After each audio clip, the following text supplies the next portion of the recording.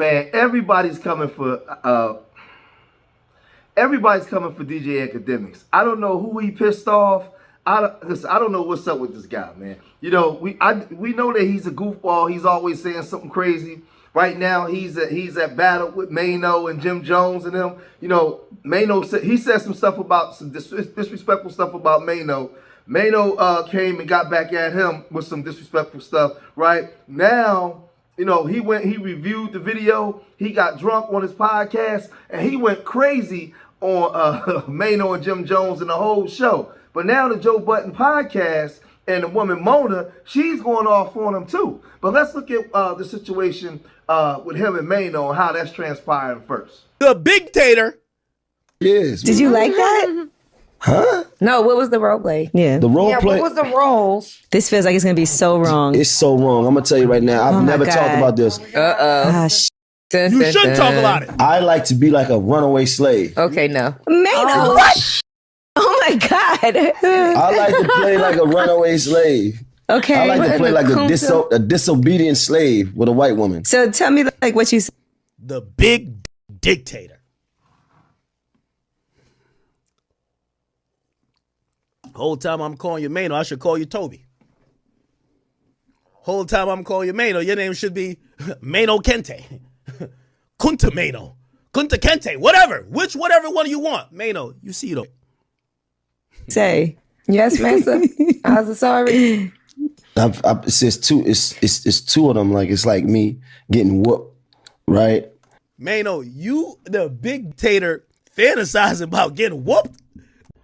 DJ Akademiks, you talking again? You let your pride and Hennessy get you to the point of gas you up to say things that don't even make no sense on the internet? You? Again? You on the internet talking about your lane.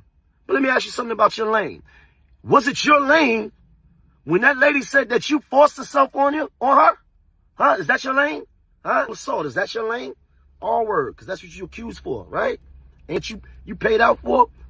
But I'm gonna give you one even better than that. Was it your lane when you was on the internet having that conversation with the boy and you talking about going up in them and putting things in them and giving them fucking talking about them? Is that your lane? That's not the lane that I'm in. That's not the lane that I'm a part of. You ain't nothing but a deviant elf, boy. What's wrong with you? So I don't think the Akademiks thought they would go this far because Maino was just pulling out all the stops and Maino exposed everything about this dude, man. I mean, you know, I ain't got to say the stuff with that youngster, the thing with that girl. He pulling it all out, right? But he wasn't finished. He talking about this girl saying that he fat, he alcoholic, and he stink. You an alcoholic that's a pervert that's built like Papa Smurf. Come on. You could have left this alone. You said something first and said something back. We could have left it at that. But you talking again, knowing that we got recordings of you having talk with he told you he was 15 years old and he wasn't, but you still try to push your agenda on him. Leave this alone, man. You got too many things going on. You understand what I'm saying? The only thing on the internet that belongs to you is your titties and that bottle of Hennessy. You're sitting there on that chair with your thighs rubbing, you're sweating. The girls say you stink. Come on, man. Stop playing. Come on. Look. You ain't winning nothing. So the crazy thing is, while DJ Akademiks is taking recovery fire because Maino was firing away on him, from the other side, the Joe Budden's podcast, Mona, she stopped firing away at him. So he getting attacked from both sides, right? Now, Mona came out of nowhere because they start talking about the situation between him and Maino. Mona came from out of nowhere and just went off, right? And she started calling him out for a whole bunch of stuff. It was long, too. But I think my favorite part by far was when he compared their... Maino basically said in so many words that he knows the whores. Okay. He knows the hoes. He's in the streets. And the hoes call Ack chicken nugget. I would like to also say I've heard the same. He said that he is a big dominator. He said something like that. Dictator. And, he's a big dictator. And don't talk to him like that. You can't even stand with him or How does that come back to you? Somebody's like news about their being chicken nugget. With me, because I told this to Joey. I'm the type of person, if my friend, the first thing I say is like, how was it? You know what I mean? So, right there. And not to mention, if somebody like Akademiks, as big as his mouth is, you're going to say something about that being little because it's funny. You know what I mean? Especially his build. He already built like a baby mom. So it's like built like baby mom with his little ass. It's funny. I'm not a big fan of him. I hope that's not nobody's cousin. I said that with love. I mean, him and I had one of the biggest shows ever. That's all. I said your little show. We ain't gonna talk. You made it. You made the show. I had a hand in it.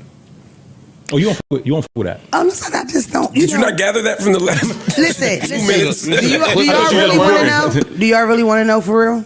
When I found out the history of him, like how he started, I was just like, what the fly? Like the reporting on Chicago and stuff like that. I don't know. I'm not a big fan of people that are like not in the streets at all, doing all street content. I just don't get that. Like, you know what I mean? I just feel like you have to be at least adjacent to it to be able to report on it. You know what I mean? In my personal opinion, I don't want to hear from a square that wouldn't even walk through these blocks they discuss every day. I don't. That's my personal opinion. I agree and disagree, but I understand what she's saying. When he was doing that Chirac stuff, like you ain't never even been off the porch and you voicing your opinion on stuff and street stuff and trying to solve cases and murders and stuff like that ain't got nothing to do with you, right? Let the police do their job, right? And don't be antagonizing certain gangs against another gang using your platform when you're not out there with them, right? That's the issue that I had. That's the issue that I had with him, right? You know, he was voicing his opinion, was using his platform to initiate trouble. And causing a lot of turmoil, right? And a lot of these guys did this stuff, and he was one of like the first ultimate trolls, and thought that everything was funny.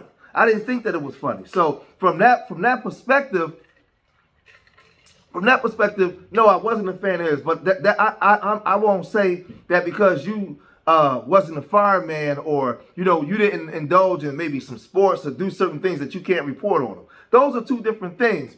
But when you're voicing your opinion on outside street stuff, there's lanes to certain things. If you're a civilian, stay out of that stuff, man. Like if you just reporting on it as a reporter, one thing. But if you over there taking sides and cheering when a young man fall and calling this gang out and doing like, no, that's not interviewing. You're trolling and you're actually taking a part in it. Okay. Well, a lot of times what I see is people reporting on the streets, and then it's always this little twang of like disgust almost. Like, they're stupid, or it was like you don't understand it enough to even have that opinion. I don't know enough about it to comment. Look, see, you don't? No. And the reason why I don't... I'm talking about acts, or like I'm talking about in terms of the academics part of it. I just don't know. I don't know his backstory. So. Now, this is where I call Mark Lamont Hill a fraud. Now, Mark from Philly, Mona from Philly. But Mark frauding right now because Mark know who DJ Akademiks is, and because they went back and forth on Twitter before and they've had their conversations, right? So while Mona's saying something, instead of him backing Mona's play, he's trying to take the high road and try to act like he don't know what's going on. I don't know enough about it. From what I heard, he was reporting on Chicago stuff, and he renamed them. He started a series called The War on Chirac, and where he was basically almost on some investigative journalism type shit, breaking down what was going on in their streets. It was a YouTube series and it took off, and it's what propelled him to where he's at.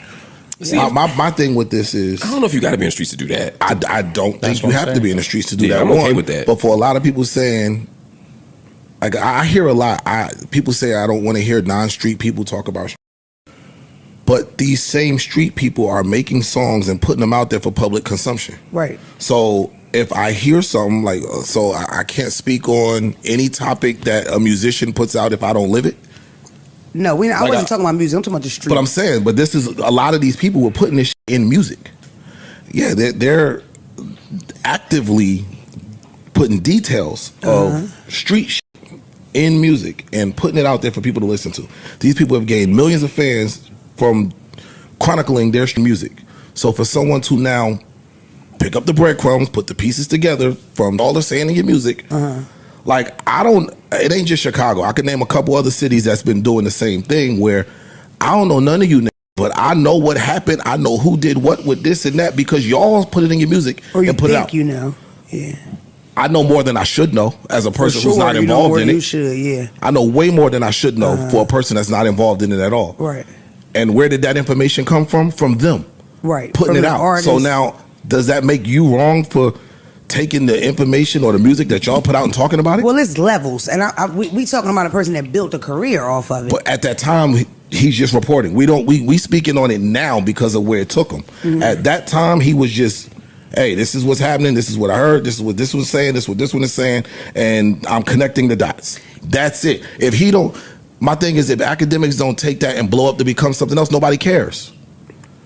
They only care because he kept going and branched off and built something major out of it. And you know what else that goes with? It goes with what I made weeks ago with the internet. Everybody wants to be a journalist. It's a way you report on things, right? So you telling a report about somebody's child that was murdered, and you might be saying it in like a jovial way. When a reporter's trained that you say it in a certain way, you pray to the family or whatever. Because one thing's for certain, two things for sure: the person reporting on it is not the doer, the doobie, or the cousin. Now, Mark Lamont Hill stayed quiet on this, but I agree with Mona. You know, I'm not a big fan of Akademiks. This internet stuff has become a joke, and they make everything a joke, and everything is about clout chasing.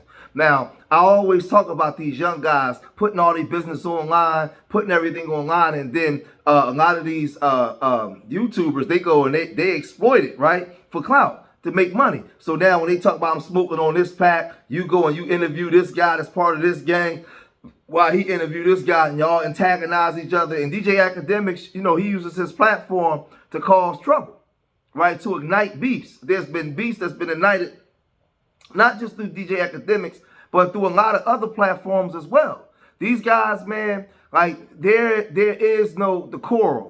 There is no, what's the word I'm looking for? Like, there's no integrity behind things. There's no integrity. Everything now is, oh, this is the news story. I'm going to be the first. Let me rush to it, and let me just put out some F-boy stuff. That's just what they're doing nowadays. So I don't disagree. I don't disagree with Mona. I understand what she's trying to say. Now, I'm not saying that you can't report on stuff, because I did the series Death to the Real, you know what, Real Jigger, right? When I wasn't talking about unaliving nobody, I was talking about unaliving that jigger in your mind. And I was showing all these so-called real jiggers, when they unaliving their own people, how they break down in court, how they crying in court, how they begging that W man to let them out of jail now. They no longer a real jigger, right? No longer. They abandoned that now, but it's too late, right? See, they don't never show you the flip side, right? The flip side of all this stuff that y'all celebrate, all the stuff that these guys built platforms off the destruction of black people, right? That's what they've done. He ain't showing none of the gangs in Jamaica. He not showing none of those posses down there. No, he not showing his own group. He's showing us. So no, I'm not a fan of Akademiks like that, man. But y'all let me know what y'all think, man. If you made it this far in the video, hit that like button, subscribe to Street Media TV, leave your comments in the comment section. Let me know what you guys think. Remember, I love y'all. Till next time. Peace.